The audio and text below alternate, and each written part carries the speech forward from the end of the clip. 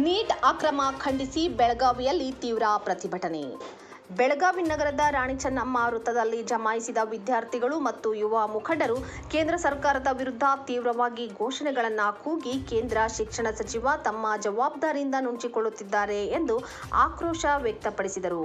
ದೇಶಾದ್ಯಂತ ನೀಟ್ ಪರೀಕ್ಷೆಯಲ್ಲಿ ನಡೆದಿದೆ ಎನ್ನಲಾದ ಅಕ್ರಮ ಮತ್ತು ಪ್ರಶ್ನೆ ಪತ್ರಿಕೆ ಸೋರಿಕೆಯಿಂದಾಗಿ ವಿದ್ಯಾರ್ಥಿಗಳು ಆತ್ಮಹತ್ಯೆಗೆ ಶರಣಾಗುತ್ತಿರುವುದನ್ನು ಖಂಡಿಸಿ ದೆಹಲಿಯಲ್ಲಿ ನಡೆಯುತ್ತಿರುವ ಹೋರಾಟಕ್ಕೆ ಬೆಂಬಲವಾಗಿ ಬೆಳಗಾವಿಯಲ್ಲೂ ಬೃಹತ್ ಪ್ರತಿಭಟನೆ ನಡೆಯಿತು. ಬೆಳಗಾವಿಯ ರಾಣಿ ಚೆನ್ನಮ್ಮ ವೃತ್ತದಲ್ಲಿ ಯೂತ್ ಕಾಂಗ್ರೆಸ್ ಮುಖಂಡ ಅಮಾನ್ ಸೇರ್ ನೇತೃತ್ವದಲ್ಲಿ ಜಮಾಯಿಸಿದ ನೂರಾರು ವಿದ್ಯಾರ್ಥಿಗಳು ಮತ್ತು ಪೋಷಕರು ಕೇಂದ್ರ ಸರ್ಕಾರದ ವಿರುದ್ಧ ತೀವ್ರ ಆಕ್ರೋಶ ವ್ಯಕ್ತಪಡಿಸಿದರು. ಮೃತ ವಿದ್ಯಾರ್ಥಿಗಳ ಕುಟುಂಬಕ್ಕೆ ನ್ಯಾಯ ಸಿಗಬೇಕು ಹಾಗೂ ಸೂಕ್ತ ಪರಿಹಾರ ನೀಡಬೇಕೆಂದು ಒತ್ತಾಯಿಸಲಾಯಿತು. ಪ್ರತಿಭಟನೆಯನ್ನು ಉದ್ದೇಶಿಸಿ ಮಾತನಾಡಿದ ಪ್ರತಿಭಟನಾಕಾರರು, ದೇಶದಲ್ಲಿ ಕಳೆದ 10 ವರ್ಷಗಳಲ್ಲಿಯೇ ಸುಮಾರು 150ಕ್ಕೂ ಹೆಚ್ಚು ಹಾಗೂ ಇತ್ತೀಚಿನ ದಿನಗಳಲ್ಲಿ 70ಕ್ಕೂ ಹೆಚ್ಚು ಬಾರಿ ಪರೀಕ್ಷಾ ಪ್ರಶ್ನೆ ಪತ್ರಿಕೆಗಳು ಸೋರಿಕೆಯಾಗಿರುವುದು ಅತ್ಯಂತ ನಾಚಿಕೆಗೇಡಿನ ಸಂಗತಿ ಎಂದರು. ಲಕ್ಷಾಂತರ ಯುವ ಜನತೆಯ ಭವಿಷ್ಯದ ಜೊತೆ ಸರ್ಕಾರ ಆಟವಾಡುತ್ತಿದೆ ಎಂದು ಕಿಡಿಕಾರಿದರು.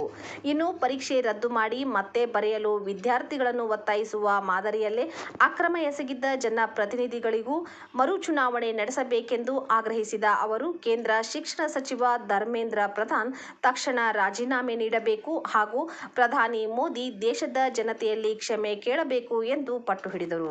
ಧಾರಾಕಾರ ಮಳೆಯನ್ನು ಲೆಕ್ಕಿಸದೆ ಪ್ರತಿಭಟನೆಯಲ್ಲಿ ಭಾಗವಹಿಸಿದ್ದ ಪೋಷಕರು ಕಣ್ಣೀರಿಡುತ್ತಾ ತಮ್ಮ ಅಳಲನ್ನು ತೋಡಿಕೊಂಡರು. ಬಡವರು, ರೈತರು ಹಾಗೂ ಶ್ರಮಿಕ ವರ್ಗದವರು ತಮ್ಮ ಮಕ್ಕಳ ಶಿಕ್ಷಣಕ್ಕಾಗಿ ರಕ್ತ ನೀರು ಮಾಡಿ ಹಣ ವ್ಯಯಿಸಿರುತ್ತಾರೆ. ಆದರೆ ವ್ಯವಸ್ಥೆಯ ಲೋಪದಿಂದ ಸತತವಾಗಿ ನಡೆಯುತ್ತಿರುವ ಅಕ್ರಮಗಳು ಮಕ್ಕಳ ಜೀವ ತೆಗೆಯುತ್ತಿರುವುದು ಕಳವಳಕಾರಿಯಾಗಿದೆ. ಇದೇ ವೇಳೆ ತಮ್ಮ ಹಕ್ಕಿಗಾಗಿ ಧ್ವನಿ ಎತ್ತುತ್ತಿರುವ ವಿದ್ಯಾರ್ಥಿಗಳ ಮೇಲೆ ಪೊಲೀಸರು ಬಲಪ್ರಯೋಗ ಮಾಡುತ್ತಿರುವುದನ್ನು ಖಂಡಿಸಿದ ಪೋಷಕರು ಸರ್ಕಾರ ತಕ್ಷಣವೇ ತನ್ನ ಹೊಣೆಗಾರಿಕೆಯನ್ನು ಅರಿತು ಸೂಕ್ತ ಕ್ರಮ ಕೈಗೊಳ್ಳಬೇಕೆಂದು ಆಗ್ರಹಿಸಿದರು.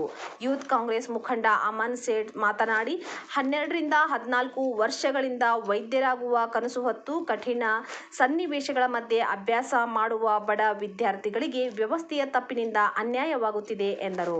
ಲಕ್ಷಾಂತರ ವಿದ್ಯಾರ್ಥಿಗಳ ಭವಿಷ್ಯತ್ತನ್ನು ನಿರ್ಧರಿಸುವ ಎನ್ಟಿಎ ಸಂಸ್ಥೆಯಲ್ಲಿ ಕೇವಲ 22 ಖಾಯಂ ಸರ್ಕಾರಿ ನೌಕರರಿದ್ದು ಉಳಿದವರೆಲ್ಲರೂ ಹೊರಗುತ್ತಿಗೆ ನೌಕರರಾಗಿದ್ದಾರೆ ಎಂಬ ಆತಂಕಕಾರಿ ವಿಷಯವನ್ನು ಬಿಚ್ಚಿಟ್ಟರು.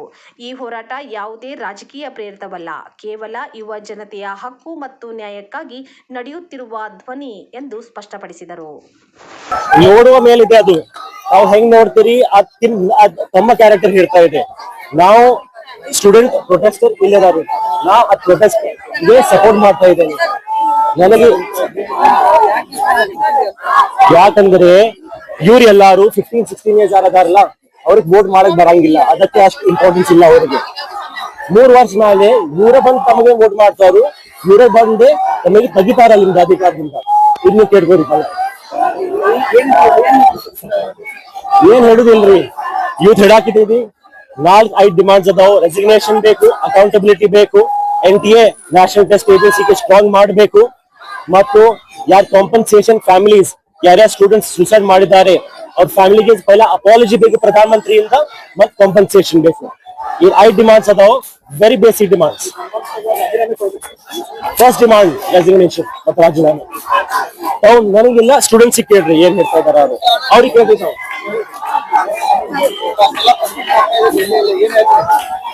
ಅಷ್ಟು ಪ್ರತಿಭಟನೆಗೆ ನಾವು ಹೋಗುವ ಸಾಧ್ಯ ಇಲ್ಲ. ಅದಕ್ಕೆ ಹಮಾರಿ ಜೋ ಆವಾಜ್ ಹೈ, ನಮ್ ಧ್ವನಿ ಇಲ್ಲಿಂದ ಅಲ್ಲಿ ಕಳ್ತಾ ಇದ್ದಾರೆ. ನಾವು ಏನ್ರಿ, ಈಗ 5 ಡಿಮಾಂಡ್ಸ್ ಅದಾವ, 5 ಡಿಮಾಂಡ್ಸ್ ಫುಲ್ಫಿಲ್ ಆಗ್ಬೇಕು, ಅದ ಆಸೆ ಇದೆ ನಮ್ದು. ಅವ್ರಿಗೆ ಕೇಳ್ರಿ ಪ್ಲೀಸ್.